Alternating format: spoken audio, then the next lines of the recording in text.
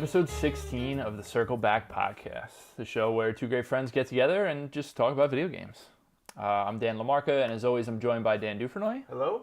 And Dan, let's kick it off like we always do, my friend. What have we been playing? All right. Well, we'll get to Metal Gear in a little bit, but the only other game I've played since this week, another sort of military war game.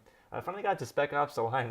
I know it's shocking, probably Spec Ops: The Line. I never played it, but yeah, I remember you telling me about it, and Shelby as well was like, "Oh, Dan, it's a game that you really, really should play."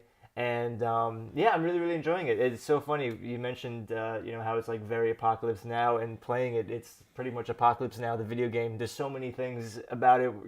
There's a rogue colonel named Conrad, and it's kind of like his whole team goes rogue, and you got like a recon mission kind of thing. Joseph Conrad wrote Heart of Darkness, which is inspired Apocalypse Now. Yeah, pretty on the nose. It's got loud rock and roll music playing. It's very psychedelic, and it's orange colors and yellow colors. It's seriously like playing Apocalypse Now, the video game. Yeah, I'm really, really enjoying it. My only gripe would be I just feel like there's just so much shooting, and there's just so much the story's fantastic, and the gameplay is really, really good, but I kind of feel like there's just so much gameplay, and It's just every 2 seconds, it's, here's an ambush, okay, here's an ambush, and like we were talking about before, it's not the developer's fault, it was the game company who wanted, a shooter, and the writer, I forget who you said his name was. Walt Williams is the guy who, he actually wrote Star Wars Battlefront 2. No way, really? Story, yeah. But this guy is like a writer. Like he's written for, I don't have his IMDb page up, but he's written for shows or movies or something. And his big thing was he was the head guy of Spec Ops: The Line, and he's been very vocal about saying like, when you're in, corporate is corporate, so they make changes. Yeah. But it's also when we talk about it and the way that it's way too emphasized on the actual shooting mechanics it totally harkens to Wolfenstein. Exactly, New Colossus. that's it, exactly. When all that we talked about last year was like, what an incredible game, it was really annoying to play sometimes, exactly. So Spec Ops has that same sort of thing, though I'm enjoying it. I'm not that far. I just started playing it just because I was like, I'm going to take some time from Metal Gear because I got a lot of things to say. So yeah. So tell me about Dan, you. I'm very excited for the Metal Gear Corner. You've played a few games. But I have played quite a few games. Playing more Into the Breach. I talked about it a lot last week. I'm not going to go in incredible depth. I beat it a couple more times. Okay. I beat it on a 2-island. You got all the way through? Yeah. I beat it on a 2-island run, a 3-island run, and then I had already done the 4-island run. I have all the squads unlocked except one. And I'm going to run through a couple of the squads because they're really interesting, some of them. The one squad that I've been using a lot is the Flame Behemoths, they're called. Okay. And they basically, so each one of these squads of mechs has a theme, pretty much, The Flame Behemoths do not do a lot of damage, but they light everything on fire. So the one dude's attack will be like a fire whip. He'll hit the guy with the fire. The guy will go on fire and be pushed back a block. Okay. And that block remains on fire. So if anyone walks through it, they're on fire. They're on fire. Okay, so cool. They're kind of just setting up fire everywhere. The highest damage, like the whip guy does 1 damage, and your long range artillery guy just does 1 damage and fire. So it's like you're basically getting them down with the pips of the fire damage because it does 1 damage each turn. So there's a lot of interaction between the teams. Another one that I like is called the Steel Judoka, which is they literally are like, the whole point of them is to get the bugs to attack each other. So like they have a lot of movement abilities. So like one guy will shoot a missile that'll move everything in that area. One guy literally will pick up a bug and throw it over its head to the other side, and you're trying to position them so that they're shooting and attacking each other because it does double damage to each other. That's one of the passive abilities of the Steel Judoka. So it's like, it's really cool how in-depth these different squads are and how the variance of them. And as you play, you get little more bits and bits of the story, and I think this game is just like, We'll talk come game of the year time. This is way up there for me over the last few years. Like That's saying one of my something. That's high favorite praise. games in the last couple of years. I absolutely love this. What game. I wanted to ask you was, Yeah. because I remember you were saying how like right, so after like 2 islands you can fight the boss, or after 3 you can fight the boss. Yeah. I was wondering, and you mentioned how it was like Chrono Trigger, you can fight Lavos after, you know. Does it affect the story anyway? The earlier you fight the boss. So when we talk about the story of this game in general, Okay. it's much more of a subtext than an overt story. Because the story in every timeline is, hey, this big bug's taking over, we got to take him out. That's kind of it. The story comes in the different pilots, and they kind of have backstories. I got this one pilot that said, like when we launched when we first started, she said, she's like, wow, my stepdad's alive in this timeline. That's so weird. And she's like, but I'm not. And it's like little shit like that. That's like, it peppers in this awesome character that's just like, they're not going over the top, like showing you these people and giving you all these things. It's like they just write in these small details that are so intriguing and interesting that are like, it plays with what you like about time travel stuff without being heavy-handed. Cool. You know? Very cool. It's the little stuff that I really like about the game, and it's superbly made. That's awesome. Every single time I get the best way I could describe this game and the different squads, the mech squads, is every time I unlock a new squad and I play with them, I'm terrible with them. Okay. And I'll play with them again and play with them again, and I finally figure them out. I'm like, oh my god! Like it's like that moment where you're like, okay, I'm more about moving these guys than actually hurting them. I don't care about hurting them. I'm going to move them into tactical positions that work for me. Or with the Flame Behemoth, I'm just going to set the spawn tiles on fire so that when they spawn out, they're on fire. Oh, cool. Already. Okay. You know? Yeah. And those are like the aha moments, and you get them with every group. And because you learn how to play with all these different styles, when you then go back, like say I was playing with the Steel Judoka and I was bad with them. I play with him, I get better. Then I go on and play a different thing, the different squad that teaches me something else. When I go back to that Steel Judoka, I'm so much better with them because I've learned so many different things about how the game can be fiddled with. Okay. You know what I mean? Yeah. So it's like, when I go back to the first mech squad that I used, the Riftwalkers, it's like, I know all these new tricks. I'm like, man, they can't even touch me. You know what I mean? Like, I understand how to use like the pros and cons of each squad now. And the replayability of this game, like it's not like you beat the game and that's it. It's like you want to keep playing this game, even if you already beat the game with that same squad, because it just is so rewarding in what it does. And there's little variances that make it interesting, different pilots you could take in that have little different abilities, and it's like, That's awesome. I adore this game. I think Only it's good things. only great things. This is one of my absolute favorite strategy games and games overall. Like I love this game. Dude, very that's much. high praise, man. Yeah, it's a special game. Awesome. I've also been playing. I've been playing two other games that are both by Tom Francis, game developer. And the reason that last year a game came out called Heat Signature. Okay. And a lot of people that I follow in the industry were interested in it and were talking about it. And I was like, man, I really want to play that game. It's only on Windows. I had my dad's MacBook that I'd never, didn't really play many games on, and my PS4 and Xbox. And I was like, I can't play it. So I got this beauty right here. And I was like, I really want to go back and play Heat Signature because I remember hearing a lot of good things.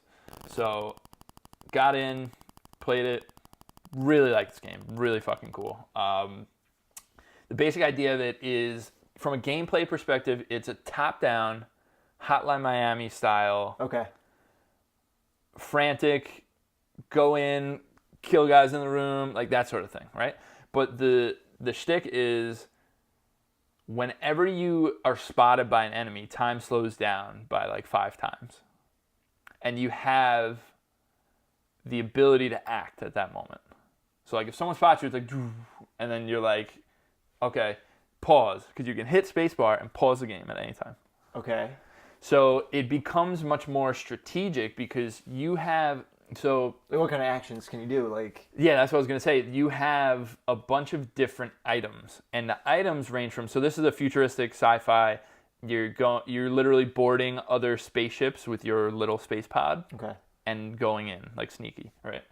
So the actions you can do are you have a wrench that has a certain radius, and if an enemy's within that radius, you dash and bash him instantly. okay, So you can pause it, like, all right, he's within wrench range. Point and click at him, let go, he dashes, boom, knocked out. okay, You have guns, regular pistol, shotgun, that are lethal. You have concussion items, concussion grenades, concussion shotguns. Like, you have the ability to do a lot of different stuff, but where it gets really interesting is there are teleporters and glitch traps and things like this. Now, what they are is they all have different specific things that they do, but the whole idea is you're manipulating your environment. So what'll happen is if I have a teleporter, I think one of them is called like a visitor, where you can teleport, you have a range. It literally is like your person's in the middle and you have a radius circle around you that you know how far you can teleport to. So if you're picturing a top-down map, right? Like Hotline Miami style, there's rooms, you can zoom out super far and see it, like every room in the place. So it's like big room here, small little room, and they all connect with hallways and stuff. And if I need to get into, so each mission has a different objective. So one of them might say, get in and steal this item and get out.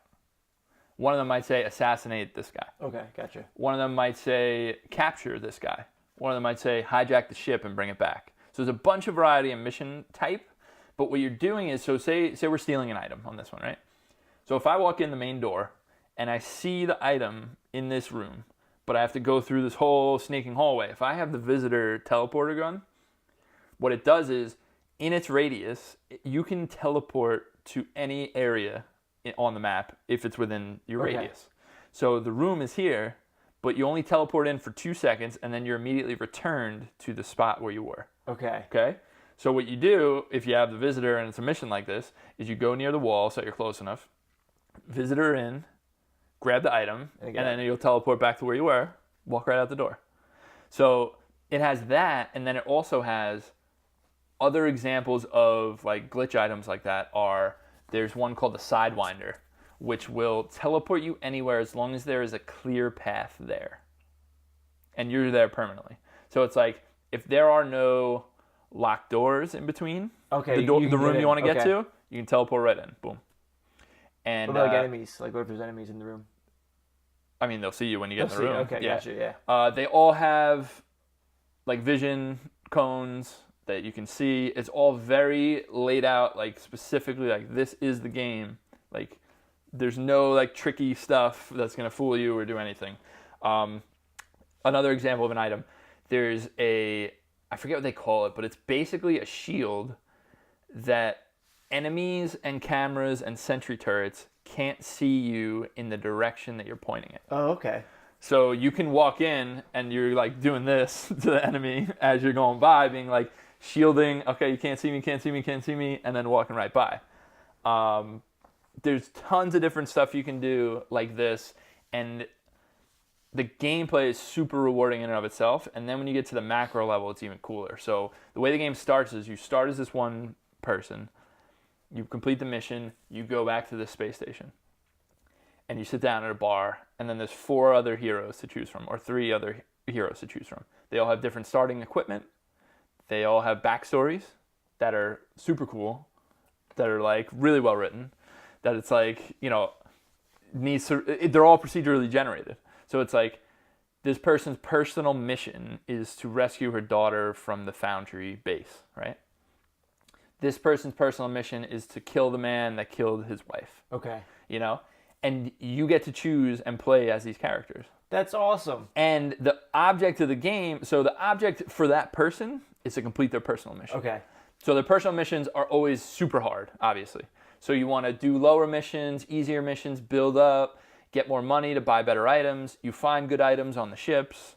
Like, you're basically getting, and all the items I didn't mention are also procedurally generated, and they have different characteristics. So an item might say, It's like Borderlands kind of. It's like it'll say long range scanner. It'll say like long range rechargeable scanner. So those are like adjective distinguish this item from other scanners. Okay. So it's like this scanner has 2 times the radius of a normal scanner because it's a long range scanner. This scanner is rechargeable, which means every time you go back to the base, it gains its charges because everything has limited uses. So you get items and you're like, I don't really like that one because it's not rechargeable. I could sell it and get a different one. It's a lot of that.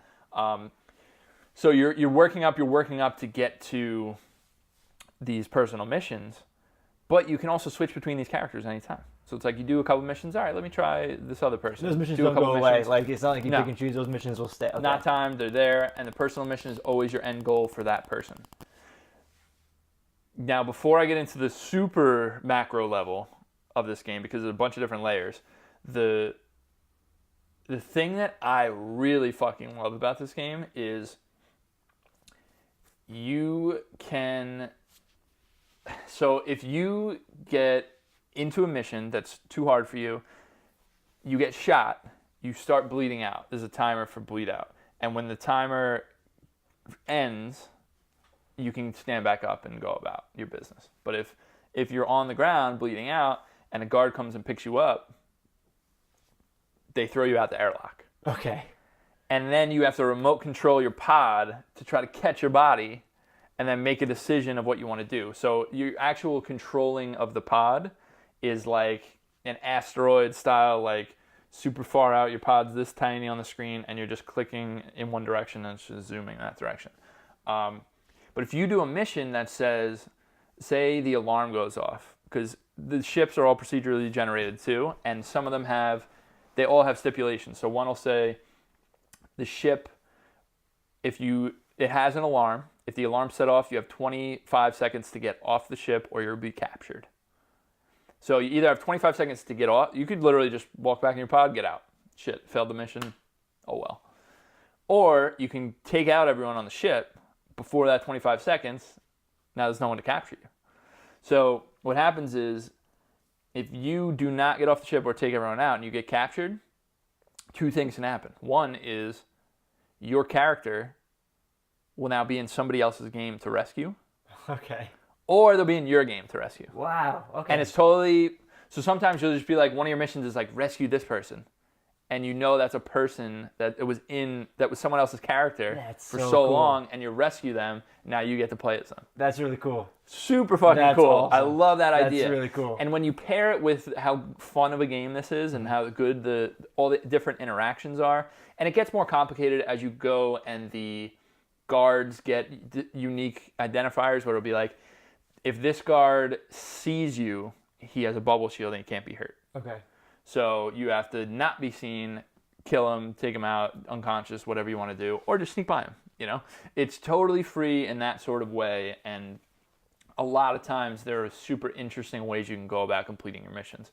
Like I had one time where I completed my mission without ever entering the ship and it was totally by accident. It was hilarious. So the ships fly in real time, the ships that you're trying to do the missions on. So it'll be just like cruising along in this direction. And it's like if you're just moseying around, it's just going to keep going. It's going to change trajectory. It's like floating around space. So it was floating around. I'm coming into it, and I accidentally like bumped it instead of docking. And I bumped the ship, and it went off kilter a little bit. And I'm like getting ready to dock. I'm like going like this. I'm like, all right, because you have to guide it in. And then, boom, it rams into another ship because I bumped it off course, and it exploded. And my object was to assassinate that one dude. And you did it. And I did it. And we're getting in. So shit like that, I absolutely love with this game. But the macro level of this game is there's a grid, like a huge grid with like 50, 60 nodes on it, right? Maybe even more. And each node is an outpost. And so what you're doing is, as you're completing these missions, your liberation meter, it says like liberation available. When you fill that up, so every time you do a mission, it'll fill up a little bit. If you do an easy mission, it'll fill up this much, medium this much, hard this much. So when you fill that meter, you get to liberate an outpost. And what that is you literally just click liberate. Now that outpost is part of your like network. And you're going through, and it's like you'll see there are 4 different sectors that are all controlled by a certain faction. So I'm in the Foundry faction right now. If I need to liberate 4 more of these outposts that are in the Foundry section, and then I can go after the main base. Oh, okay, gotcha. And going after the main base is like a super hard, like there's 80 guys, huge like building of ships. You know what I mean? I call it a building with rooms, but it's a ship. Okay, I gotcha. You know what I mean? But like a giant room, a giant ship. That's super hard to do, you know. So you're constantly, it's very much like roguelike where you're like, I'm doing runs, my guy might die, my guy might get captured, that guy's done, all his weapons are gone. Then you gotta start again. Start again. So but you have all these, because you're never starting over. Everything stays, because you're using all these different heroes. Okay. All your progress Stays continues, just not with that one character. I see what you're saying. Okay. So you're still liberating the same outpost. So that was like, if an outpost is liberated, it's already still liberated. It's just you just don't have your character. You don't have your character. And you got to start fresh with a new character. Yeah. So sometimes, like, I have a couple different characters that are good right now because I've taken each of them on a couple missions. So if one of them gets gone, it sucks because I want to complete his personal mission because that's what you want. But yeah, that's the idea of the game. That's awesome. That's actually really fun. I actually really like this game a lot, and I'm happy I played it, and I'm going to continue to play it. But it got me into a game that I like even more than this game, which I had never played when it came out, even though I heard nothing but good things. It's another game by Tom Francis, Gunpoint, it's called. Gunpoint. I showed Dan Gunpoint before we got started. Gunpoint is a very different game. But it's fucking awesome. Yeah. Like, I love it. I really like cool. It. Came out, I believe, 2013. I'm going to actually double check that real quick. I wish I didn't have my stupid trackpad. Gotta say though, even just like what you showed me though, like I really like, that's something that I'd be into. Like, it's a interesting. Yeah, June 3rd, 2013. So,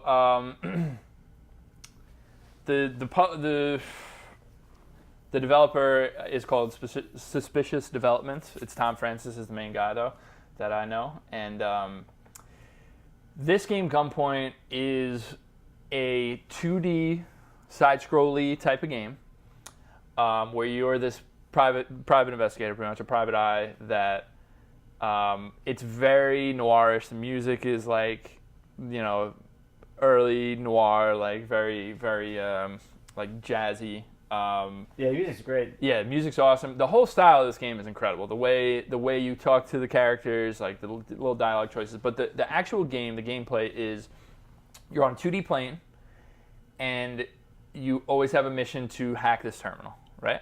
So the basic, when you start out the game and it's tutorial, you realize you can walk left, right, WASD, you're walking like normal. But you can jump also. Yeah. This is like your special, this is the whole thing of the game. So you click the left mouse, and you get like a little trajectory thing, like an arc, like a grenade arc, but it's for you to jump. So he jumps incredibly high. It's like the shtick of the game. Like, now, to jump, what happens when you jump is you can break through glass if there's a window. I'm not doing a good job explaining. On the 2D plane, there's you here, and there's a building with a terminal in it. Now, the building may have a couple different entry points. So there might be a door here that's locked, and there might be a window up here, okay? So if I can't unlock the door, I can jump through the window. And break through the glass. Break through the glass. Get into the room. So now, what happens is there are guards inside the buildings. And the guards, you can either walk past, figure out how to trick, or if you jump at them when they have their back turned, you'll pin them to the ground, and then you can just punch them to knock them out, or you can punch them 25 times and kill them. But the guards have guns, so if they're looking at you and you try to jump at them, they're going to shoot you. So where the game gets super interesting is the way the circuits work. So initially when it starts, hey, get into this building, figure out how to get in, break a window, open door, whatever, get in and hack the terminal. Mm-hmm. As it goes on, there are circuits in these levels that are different colors. So you'll see red, you'll see objects in the environment that are red. So it'll be like a lamp, like a ceiling light, a light switch, a power socket, a door. They're all red. And what you can do is attach things to interact with each other. So if you look at the grid, you might see, okay, this light switch turns off the light, as a light switch should. What you can do instead is take that light switch and put a wire from the light switch to the door, because it's a locked door, hit the light switch, the door now opens instead of shutting the light off. So As it should. yeah, as it should. Light switch, open door. That's just a thing. But when it gets really complicated is there are different circuits that can only be connected to each other. Right. So Like, there'll be a blue circuit, a red circuit, a yellow circuit, and you have to kind of find your way through the level, puzzling out which circuits to put where, all the while avoiding these guards or taking them out or figuring out what you can do. And it's just the gameplay and the strategy of like puzzling out these houses and stuff is just so much fun. Yeah. Like this is definitely a game that you should see if you're interested, because And the animations are fantastic. The music, Yeah, everything about it is just the so, style it's surrounding really cool. this game is like fucking Yeah, awesome. yeah, like, yeah. Really, really cool. I like this game a lot, and I'm not that far into it. I'm about an hour or so, but I'm very much looking forward to continuing with Gunpoint. And you like it more than Heat Signature? I do. I Right. think Heat Signature has more depth and more going for it, but Okay. I like the purity of Gunpoint. Yeah. Where it's like it's doing what it wants to do and it's nailing it, Mm-hmm. you know. So I like them both a lot. Like I'm not, you know, I'm happy to be playing both. So I'm But not. it's cool even to see just a little bit of Gunpoint that I saw like through like we want to watch like 2-3 levels, but like Yeah. even how the difficulty increases and like how Yes. you really gotta, you know, one level you'll have just one switch you gotta worry about, or like one, like you said, the red colors, that's all you gotta worry about. Yep. And then the next one they add another. You have all. Yeah. Yeah, you know, yeah. that's really cool. I'll I like also that say curve. I actually really like the trappings around the game, like the story and the basically, you know, there's a murder right in the beginning, and you were at the scene of the crime, but you weren't the murderer, obviously. So the first thing you need to do is go to all the different terminals that have the security feeds and erase them. So you start out by doing that, and then because you erase them, now someone else goes to jail because they don't have evidence that this person wasn't there. Right. And it becomes this whole thing, and I actually really like the story, and you're kind of playing both sides, and it's really interesting. I like this game Gunpoint a lot. I'm very excited to get through it. I don't think it's super long, Okay. probably a few hours, but I'm loving it so far. Whereas Heat Signature, like I could see myself playing, you know, 20, 30 hours of it, Okay, because gotcha. it's that kind of In depth. deep Yeah. systems, like, and I like that a lot. I'm not you know, saying that's a bad thing. I'm just saying I would like to get through Gunpoint and then maybe work on it. Awesome, man. That's really But yeah, cool. that's pretty much it, what I've been playing. I'm very excited to jump to the Metal Gear corner with Dan. And I heard you played some Metal Gear Solid. I played some Metal Gear Solid. Not only did I play it, I beat it since last we talked. So there's a lot to cover. Oh yeah, I'm excited. Oh man, I'm very excited. All right, so last we left off, Okay. We were in the snow dealing with wolves. Right, we just fought Psycho Mantis. Yep. And there's like the wolf dogs. All right, Wolf dogs. wolf dogs. So, all right, let's see if I can remember all that happened. A lot happened, and I just gotta say I loved it. So, you fight Psycho Mantis, right? And you have the wolf dogs. Mm-hmm. So you're crawling around, and that's a pain in the butt. I don't know if you remember the wolf dogs, PlayStation 1. Just no good. I really like that these are called wolf dogs. I'm No, loving they it. are. They're like wolf dogs. They're like dogs. They're like, they have like red eyes, and they're like. "Arr." But what's a pain in the butt is that like you're pretty much in the dark, and you gotta like crawl under like these little like caverns. And you got these dogs coming at you, and they're like biting you, they're nipping at you, and it's just Oh, yeah, it sucks. it's just the worst. It sucks. And what makes it worse is you have to go back through them, and then back through them. It sucks. But anyway, so you get through the wolf dogs, and you're with Meryl. You catch up with Meryl, and I forget, to be honest, I forget what you were trying to do. I know you're trying to stop Metal Gear, but I forget where you were trying to go. Yeah, That's fine. I don't know. Anyway, so you go through, and you open up these doors. So you and Meryl are on your merry old way, and then Meryl gets freaking shot like 100 times, like all around her body, and she's laying there, and Snake runs out of the way, and he's like, Meryl! And you're like, what the hell's happening? And Meryl's like, go on without me, Snake. Like, do without me. He's like, I'm not gonna leave you, no. And you find out there's this villain named Sniper Wolf, and she's all the way in the top somewhere with a sniper, hence the name Sniper Wolf, shooting Meryl. Now Meryl's not dead, and she didn't kill Meryl. She purposely just like wounded her in the middle of this area. You're looking at this huge hallway, pretty much. And you're in this cover, and Meryl's laying there, shot, and Sniper Wolf's somewhere So do you learn anything about Sniper Wolf? over there. Or Not yet. You will, yet. eventually. So Sniper Wolf is trying to lure Snake out. That's all we know. And, use your codec, and you find out the only way to fight Sniper Wolf is to get a sniper rifle. So you tell Meryl, like, I'm coming back, don't worry. And you leave, again, through the wolf dogs. And this is part of the game, and like any sort of game that like I really don't enjoy is like that sort of backtracking. Yeah, you said it last week. Yeah, like I don't like that backtracking. I mean, who the hell does? But I like I said, I like games like Super Metroid where it's like, oh, I could use this in that area, or but like. Well, but I'll let you continue. But I think by the end of this game, you know that base so well. That's true. That it's kind of cool. Like you're like, all right, this spot, I know I can go around this side. That's what helped. There's like, sniper rifle. I have a level 6 key card or whatever. Oh, I can go back to the armory. I'm sure it's in there. So that's what I did. Went back. I used my cardboard box a few times. So just a box. Just a box. Got sniper rifle. Went back through the wolf dogs. Anyway, so when I appear, I just see bloodstains and like Meryl's gone. You're like, where the hell did Meryl go? And at that time, Sniper Wolf's like shooting at you. So this is actually kind of fun. You gotta like hide and then position yourself where you're laying, and you got the scope out, and then you kind of follow Sniper Wolf. You see her. She's all the way in the back in some balcony. In like the rafters. In the rafters, and she's like running around. She's getting her gun ready, and you gotta like shoot her quick, and then run and hide, and then come back, shoot her quick. I really like that boss. That was fun. Yeah. So Sniper Wolf's doing her thing. You shoot her, and you're like, all right, well, it's time to go get Meryl. You see the blood stains on the floor, but you're like, where did she go? So you start walking, and you're going to go check on Sniper Wolf because you think Sniper Wolf's dead. As you're about to go, several guards come at you and ambush you.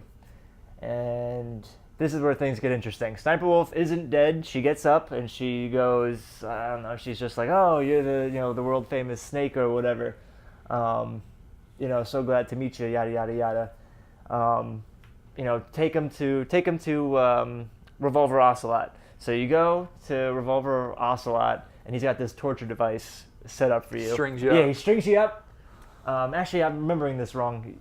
She knocks you out or something like that because you wake up. Yeah. Strung up in this torture device. And Revolver Ocelot, he talks to you.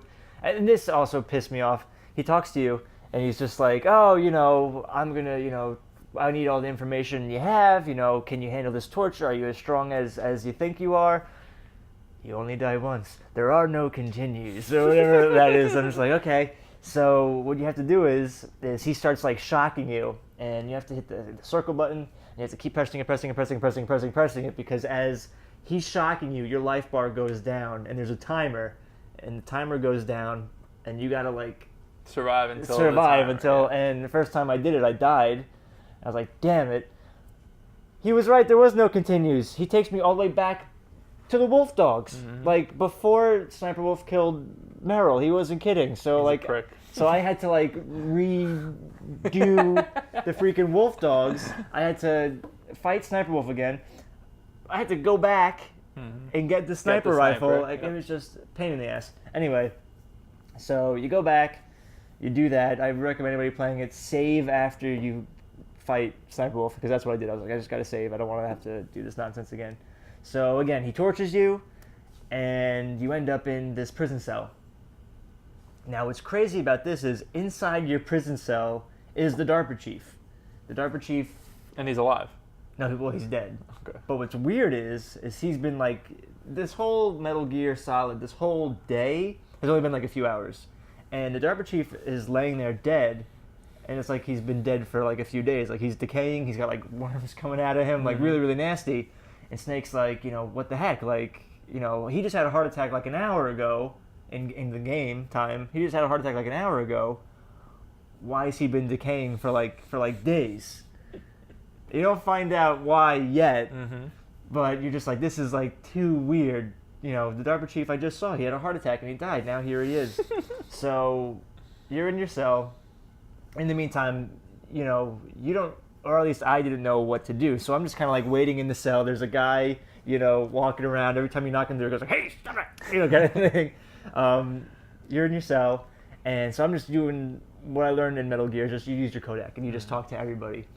Found out a few interesting things about the codec and about the characters. One of them is you find out about Solid Snake and Liquid Snake. I'm remiss to say you also met Liquid Snake briefly. Where did you meet him? When you're getting tortured. When you wake up from being, after fighting Sniper Wolf and they knock you out, you're in the torture chamber. There's Revolver Ocelot who tortures you. Liquid Snake is also there. And you meet him just a little bit. He says something about you being brothers. He's with Russian intelligence or something like that. Something, I don't even really remember what was going on. But you meet Liquid Snake, and, you know, he keeps calling you brother, and he keeps saying, oh, brother. Brother. He had like this English accent. He's like, hello, brother. I love brother. And he keeps saying how, you know, they have the same genes, the same DNA, yada yada. Snake's like, I don't know what the hell you're talking about. Anyway, so you're in the prison cell. Again, you don't know what to do. You're being held there to be tortured. You're with this decaying body. I don't know what to do. So use your codec. You find out a few interesting things. One, I talked to the colonel. You find out the story about Big Boss. You find out that Big Boss was your father. This is what you know now. Big Boss was your father, and you killed him. You killed your father. Liquid Snake is your brother. Don't know anything else yet, other than you killed your father. You also find out that Gray Fox, who is Cyborg Ninja, is your best friend, and you also killed him because you're Solid Snake and you do what you're told. So you killed your dad and you killed Cyborg Ninja, Gray Fox. You also find out one of the ladies on the codec, her name is Naomi Campbell. I was gonna say Naomi Watts. No, not Naomi Watts. Not Naomi Campbell. Naomi Hunter. Hunter, yeah, not Naomi Watts. Naomi Campbell's another actress. Naomi Hunter. I was thinking Colonel Campbell, right? Isn't it Colonel Campbell? Yeah. Naomi replaced. So there's Naomi Hunter helps you out. You also have another guy named Master who helps you out. They're both on the codec, right? So you're talking to Naomi Hunter, and she's saying all these things about how her grandfather worked for the CIA in the 50s, fighting the mafia with J. Edgar Hoover. And then Master comes in, who's also been helping you do the way. And Master's like... Does he just go by Master? He just goes by Master. You get some sort of story that there was a Master Mills or something like that like worked with Snake. You find out who he is eventually. But there was a real Master who apparently you knew from your days fighting. Anyway, so Master is here to help you. And he says, you know, Naomi's story is like a little like fishy. Like, she said her father was Japanese, and he worked with Edgar Hoover, but J. Edgar Hoover was a known racist, and she said it was in the 50s, but the mafia investigations weren't until the 60s. So he's pretty much what Master's saying is, like, you can't trust anybody. Like, Naomi Hunter's your friend, but at the same time, like, her story just isn't checking out. Like, keep watch on that. And at the same time, you're also, like, Campbell's being fishy. Campbell's, like, talking to you, and, like, he's not giving you, like, a straight answer, and that's where Snake does his, you know, famous, you know, give me an answer, you know, kind of thing, like, talk to me. Answer me. Yeah, answer me. Because he's, like, asking questions about the government and, like, how much Campbell knew about this whole operation. And Campbell's being really, really fishy with the whole information. Campbell's being, like, back and forth. Yeah, you know, I didn't really know. I'm sorry, I did know, yada, yada. So all you got right now while you're in this prison cell is you killed Big Boss. You killed Gray Fox. Those are the people closest to you. Liquid Snake's your brother. Master's telling you to watch out for Naomi Hunter, and Campbell's being fishy. That's all you got. Then you get tortured again. So the guard comes in, you get tortured again. Really, really tough again. How to mash it. You know, just trying to hit the button. So annoying. Pain in the butt. And you find out more. It's very convoluted. Revolver Ocelot tells you what's going on. Again, it's something to do with Russian spies and but like the American government, I don't know. I Love don't it. know. I don't know. Love Very, it. very convoluted. So again, so you're back into the prison cell, just exactly where you are, and you're like, how am I supposed to get out of here? I have to get out of here. I don't know what to do. Again, for any Metal Gear fans, they probably know, and it's something that I've had to learn. Just go to your Kodak and contact everybody. So I contact Otacon, and Otacon is like, oh, let me come, let me come help you. I'm sure it's probably pretty lonely in that cell. So he comes in, and he hands you a life. Oh, before Otacon comes in, the freaking guard that's watching you goes like, Stomach, right? Yeah. And he runs to the bathroom. And Otacon comes in and he hands you... Johnny Sasaki. Is that his name? You'll learn. He hands you a health pack, and he also hands you a bottle of ketchup. And Snake's like, what is this for? He's like, well, I thought you'd get hungry. So he gives you that. So, okay, no problem. Thank you. Otacon leaves. And again, me being me and never playing this game, I'm just like, well, that was really no help, I guess, but I can use the health to do my health generation. Great. All right, no problem. So I get tortured again, and I died. I do it again. Same sort of thing. Otacon comes, he gives you ketchup for food, whatever. I get tortured again, and I die, and I gotta do it again. So I'm like, oh, maybe like the ketchup will like help me. What you freaking do is you lay on the ground and you open up the ketchup packet, and like it looks like you're bleeding, and you just lay there, and the ketchup's just all on the ground. So good. So when Johnny Sasaki, his name is, comes in, he goes like, boop, and he runs in. And he's like, what's going on here? And then you get up and you beat him up, and he's on the ground, and you run out. I just like it took me like 7 tries to like think of that. Like it's just like crap like that. Hell yeah. Anyway, so you run out. You run past the torture chamber. You get your clothes, right? You get your clothes on. You're running out, and I forget what I did next. I remember just running out of the base and just trying to get out. I wanted to get to Where was it? I'm trying to remember the order. I forget if I fought Sniper Wolf again first, or if I fought Vulcan Raven? No, if I fought Liquid Snake. I remember I fought Liquid Snake first. So I Is run this out. on the roof? This is on the roof. Yeah, yeah. So you run out. You're going, and you talk to Colonel. He's like, you got to get to the communications tower. It's the only way to stop Metal Gear. All right, got it. You get your clothes on. Someone planted a bomb in your inventory. You got to chuck that. You're running. Again, you're going through the whole. I love that. It's so stupid. Oh god, there's a bomb in here. So you run out, you throw the bomb. Oh, it was Otacon too. He's just like, check your inventory. There's a bomb about to detonate any second. And you're just like, oh, okay. You run out. So you gotta get to the communications tower. And the only way to the communications tower, you gotta go all the way up to the top, and you gotta grapple or something. Like some of the buildings connect or whatever. So you go into this area, and you gotta run up these flights of stairs. God, I hated this. This was the worst. It took like 15 minutes. You're in this room, and there's stairs go all the way to the top. And as you're running, there's like 85 guards that like come after you, and you just got to keep running, shoot, run, shoot. And I died probably three times. It's a pain in the butt. It's not good. Anyway, finally, you go all the way up the stairs, you get to the top, and as you get there and you walk out, there's your brother, Liquid Snake, in this huge freaking plane, like shooting missiles at you. It's like, hi, brother. Brother. That's what he sounds like. He's ridiculous. You run back in the building, and you're like, what the heck am I supposed to do? How am I supposed to beat this? All right, I'm just not going to worry about it. So you run down the stairs again, and you see that part of the stairs are blown up. Like, damn it. I can only go up, and he's out there with the freaking jet plane trying to shoot me. I can't do this. Yeah. So you run, there's an elevator, and you're like, great, maybe you can take the elevator.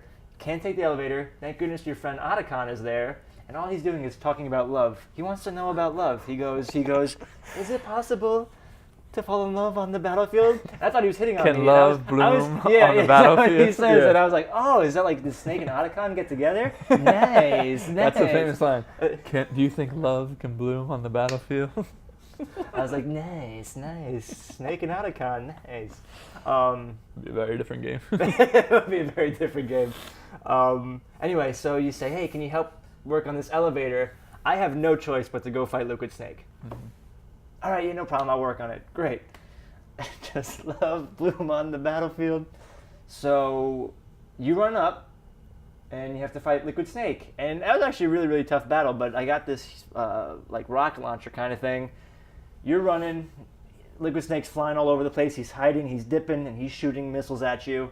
And you just kind of position yourself at the right place, shoot him, get him a couple of times, and he knocks down. No! You knock him, and he crashes. So you run back down. Otacon's fixed the elevator. Great. Finally, I can get down. Let's just go stop Metal Gear. Finally. So you go all the way down. It turns out there's a few guards in there with you. Take them out. They're the invisible ones. They're the invisible ones. Yeah. Well, and then you got Otacon going, Snake, check your thermal. There's there's other guards in there. So you go all the way down, you run out, and you go back to the snowfield. And as you walk out from the snowfield, you get shot, and you're like, oh no! You find out Sniper Wolf is back at it again, doing her thing. So, and this was actually really, really tough because it's this huge field just open, and everywhere you run, she just keeps like shooting you, and you just keep getting knocked down. What I ended up doing was, and I don't know if this is what you're supposed to do, I hid like in a corner, and you know the launcher you use to... The Nikita? The Nikita, yeah, that you can control. I ended up just like using that and just following and just trying to find her and just hitting her a couple of times. So she's shooting at you, Sniper Wolf. You break her down, and she's laying there, and she's dead. So you, not dead yet, she's dying. And you run over to her, and she's like, oh, I just, my entire life, Big Boss saved my life. My entire life's just, was nothing but war. He gave me a sniper rifle. I was able to, detach myself from the war and, hide and be safe. Yada yada. You get this whole backstory. She's like, just put me out of my misery. I'm dying. This is it. Maybe all I ever wanted to do was just die. So put me out of my misery. So you're about to shoot her, and at that moment, Otacon runs out. And that whole thing about love blooming is you find out that he was in love with Sniper Wolf, and he's like, no, I loved you. Like, how could you? Yada yada yada yada yada. And I gotta say, this was actually like a really cool, like, what makes Metal Gear, and I guess what was so groundbreaking for the time was like the cutscenes and how cinematic it was. Absolutely. There's this whole... This scene is like the scene that got me, where I was like... Yeah, no, it's fantastic. Yeah. Whereas this whole scene, Sniper Wolf is laying there dying. She's giving her life story, like, listen, Big Boss was my hero. He took me out of war. This is all I know. Being a sniper is my livelihood, yada, yada, yada. Otacon's in love with her, and he's distraught. He's like, no, like, you can't die. And Snake's just like, this is my mission. I have no other choice but to do this. So she's like, okay, give me my sniper. We are one. I want to die with my sniper in my arm. So she takes it, and Snake shoots her. And this is what was like so cinematic about it. Otacon's like distraught. He's crying. And Snake's like, listen, you don't have to, like, do this anymore. Like, just go, be safe. And Otacon's like, no, like, I want to help you. Like, I want to continue helping. Like, and he's like, Snake, what is this all for? And Snake, this is the coolest freaking thing. Snake's walking away. And he turns to the camera. And he goes, I'll tell you when I find out. And, like, walks away. And, like, it was, like, a very cool, like, moment. Because, like, here's Snake, who's being a total badass the entire time. Like, here he is, he's even questioning... He's questioning what they're doing. His motives, he's questioning what war's about and killing, and his entire life, all he's been is a killing machine. Killed his dad, killed his best friend because he was told to. But now he's got, the people that he's closest with being super shady. And he just killed Sniper Wolf, and he just got this amazing backstory where you're just like, oh man, like, crap, like, did you do the right thing kind of thing? Right. And Snake's starting to question all of that.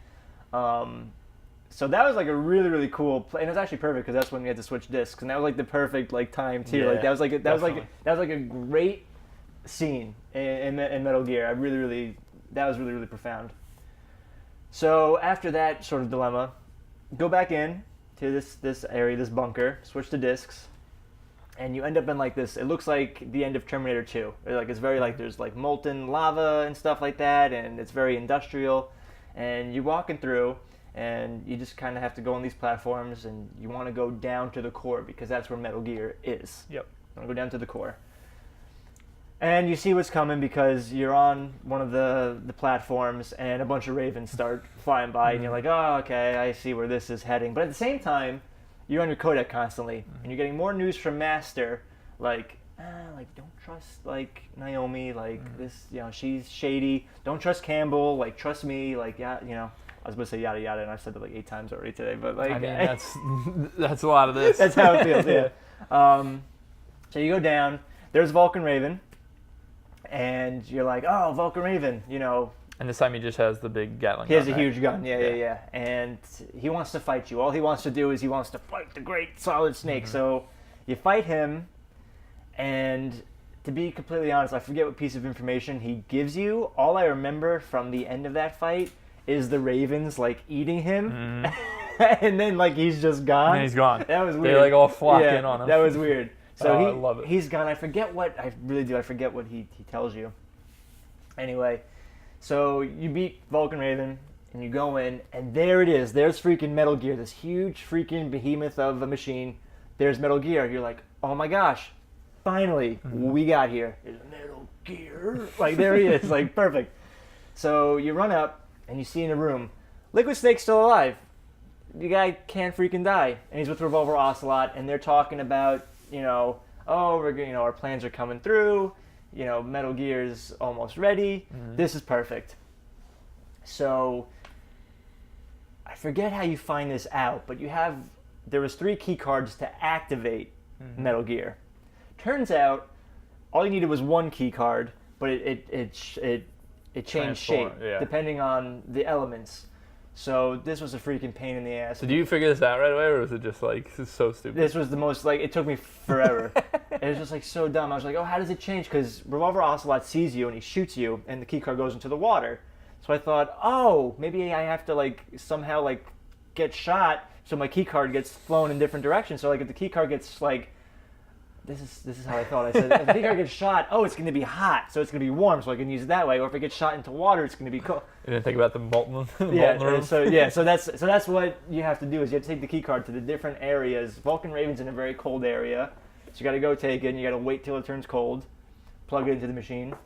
Got to go to the molten area, got to wait till it gets hot, plug it into the machine, and you have it regular, plug it into the machine. So Revolver Ocelot's doing his own thing, Liquid Snake's gone.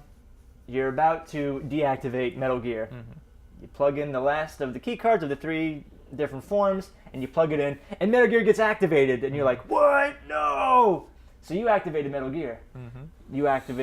You were responsible for activating Metal Gear. You find out, which is insane, this was all a ploy by everybody involved to get Metal Gear activated. Like, Snake was the only person that had no idea what was going on. It was the tool. The terrorists knew. The United States government knew.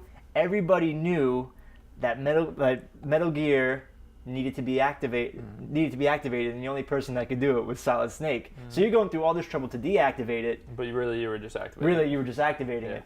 So Snake's, pissed off at everybody, and you run into Liquid Snake. This is where everything sort of kind of melds together and where a lot of the questions get answered.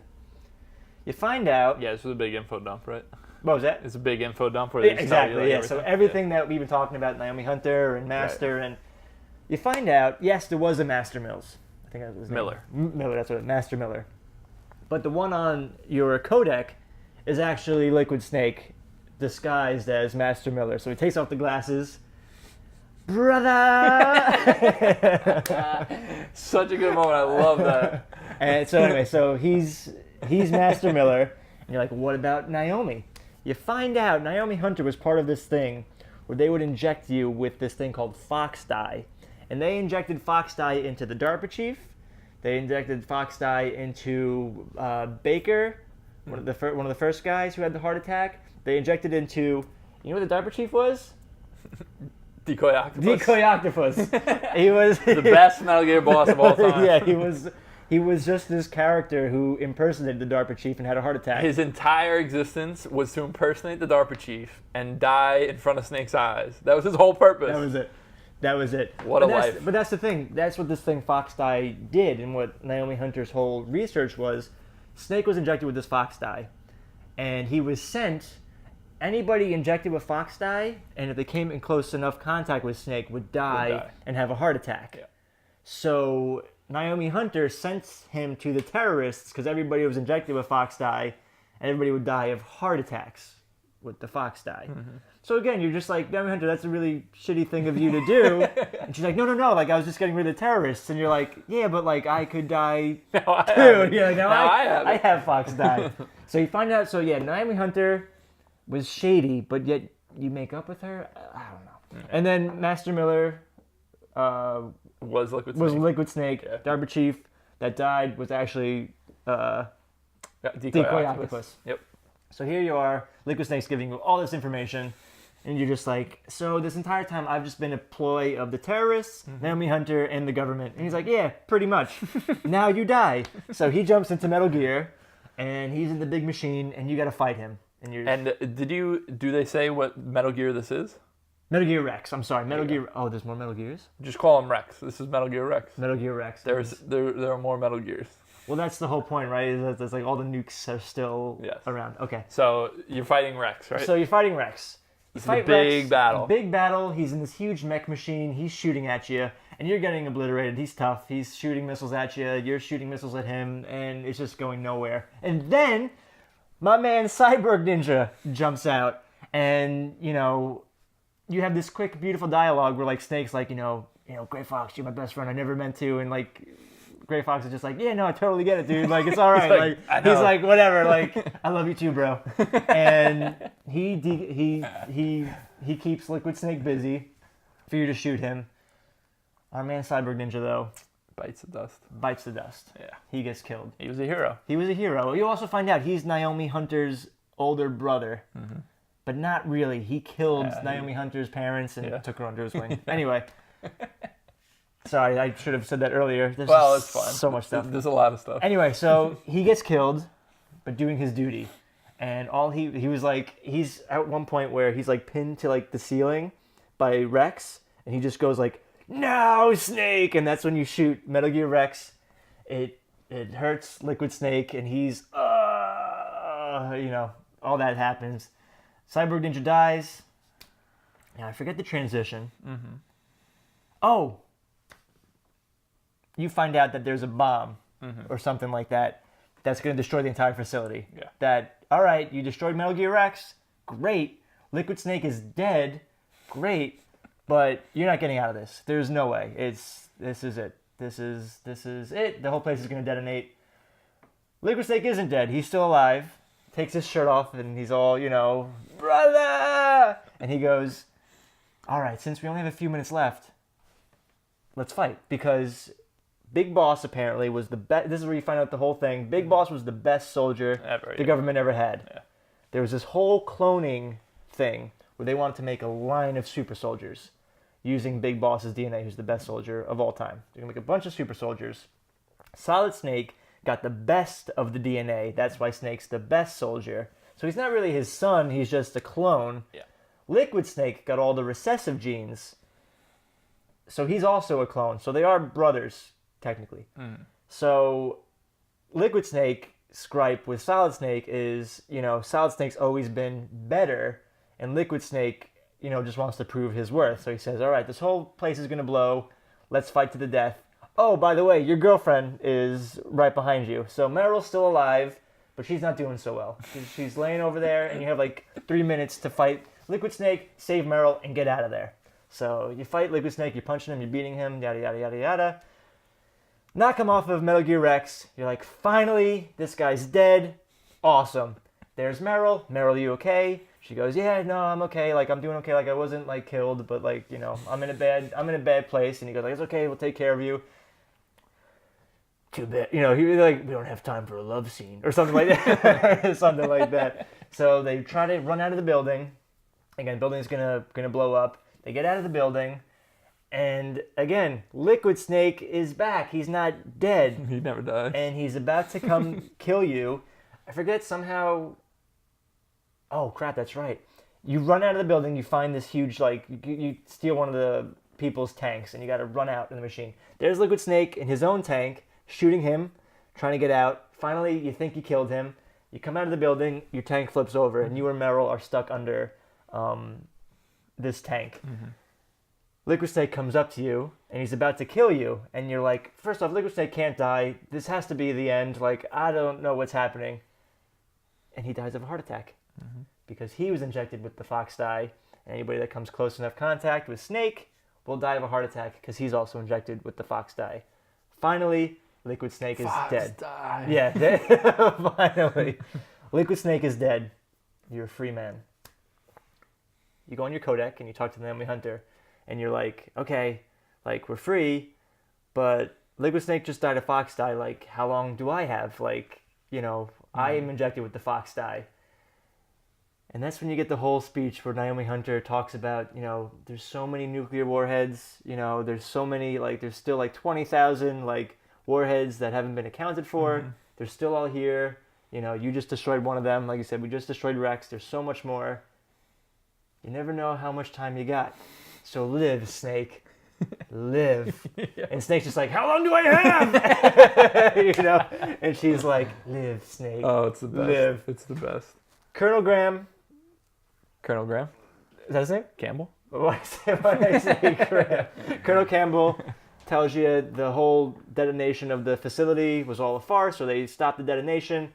Otacon's okay. He's to safety. The whole place isn't going to blow up. Mm-hmm. You and Meryl can ride out to safety. And you just get, again, this whole speech, live, Snake, live. Mm-hmm. And he turns to Meryl and he says, like, something like, you know, you're the kind of girl that, like, I could live for, kind of thing. And they ride off into the sunset. And that was Metal Gear With Solid. the dogs? With the With the mushing dogs? The sled dogs?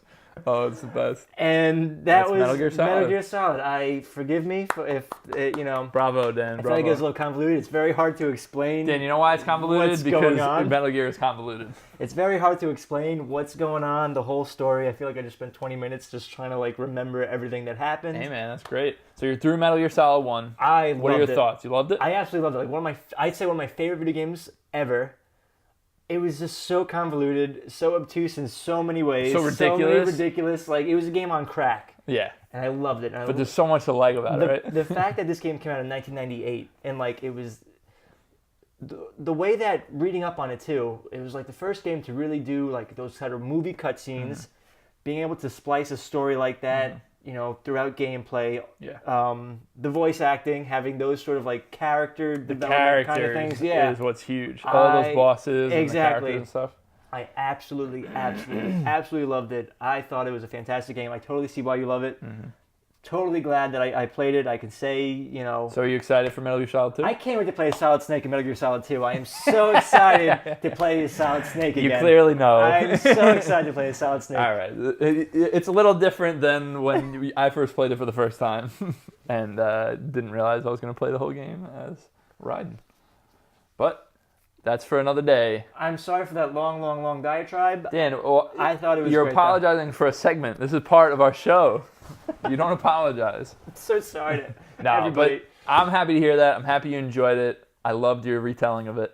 I'm excited for Metal Gear 2. It's seriously. There's just so much. Get ready, man. It just gets weirder. Oh my god! It just gets There's weirder. Just so much, you know. So we're gonna cut this episode a little bit short because we had a lot to talk about with the games we've been playing and with your Metal Gear Corner.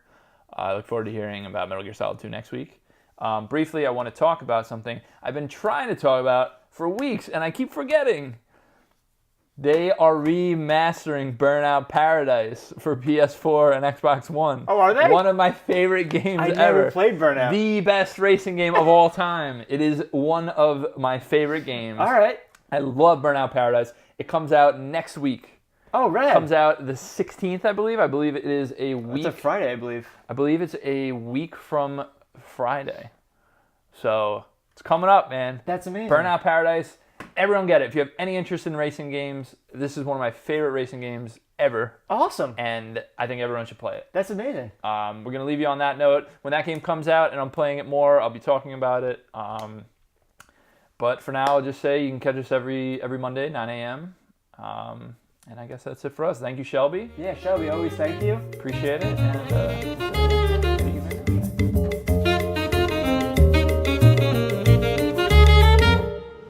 what's up, guys? It's Dan from Circle Back. I'm just here to let you know you can find everything that we do at circlebackgaming.com. If you just want the podcast, we're on iTunes. If you just want the video, we're on YouTube. So catch us either place. Thanks. Perfect.